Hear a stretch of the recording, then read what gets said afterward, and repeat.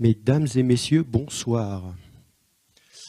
Bienvenue à cette première conférence d'un cycle de 4 qui va se tenir sur la zététique, initiation à l'esprit critique et autodéfense intellectuelle. On va essayer de... Donc il y a 4 conférences qui vont se tenir. La prochaine, ça sera le 9 décembre. Ça va se passer ici en principe. Ça sera sur l'illusionnisme, l'usage de l'illusionnisme par les charlatans. C'est à moitié spectacle, à moitié conférence. Il y aura des démonstrations un peu rigolotes. C'est moi qui ferai ça. Je l'avais déjà fait à Fontaine, pour certains, si vous l'avez vu. Cette conférence a été organisée, c'est la ville de Cessin qui nous a demandé de venir causer pour eux. C'est avec grand plaisir.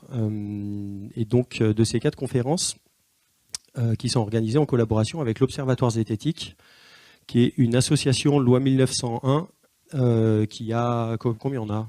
On a 13 ans, je crois. Non, 11 ans, quelque chose comme ça. Enfin bref, un petit peu plus de 10 ans. Et qui est essentiel, dont l'objectif est en fait de faire de l'investigation scientifique autour des phénomènes réputés paranormaux. Donc à chaque fois qu'on entend paranormal, c'est pas un mot qui a beaucoup de sens parce que paranormal, déjà, le jour où on aura attesté de la réalité d'un phénomène paranormal, il sera de fait plus paranormal, il rentrera dans le champ de la physique.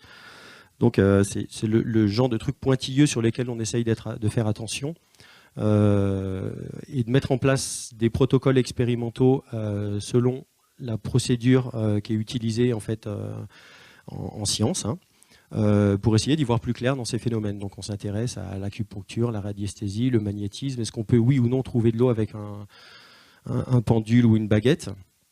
Et donc dans ce genre de contexte, on s'amène à s'intéresser notamment à l'astrologie par exemple. Et Serge Brett-Morel qui est avec nous ce soir était un tenant de l'astrologie.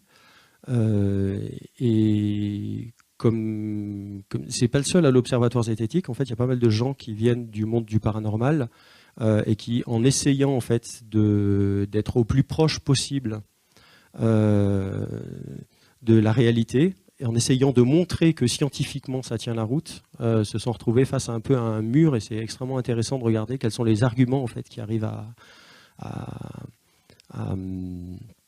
faire changer les opinions sur ce genre de sujet.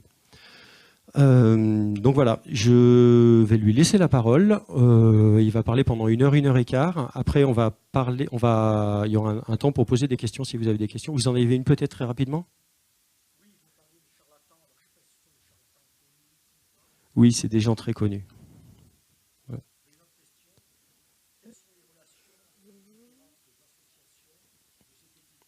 Quelles sont les relations entre les différentes associations zététiques ?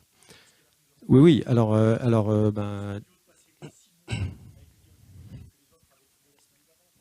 le truc, c'est qu'on ne peut pas montrer l'inexistence d'un phénomène.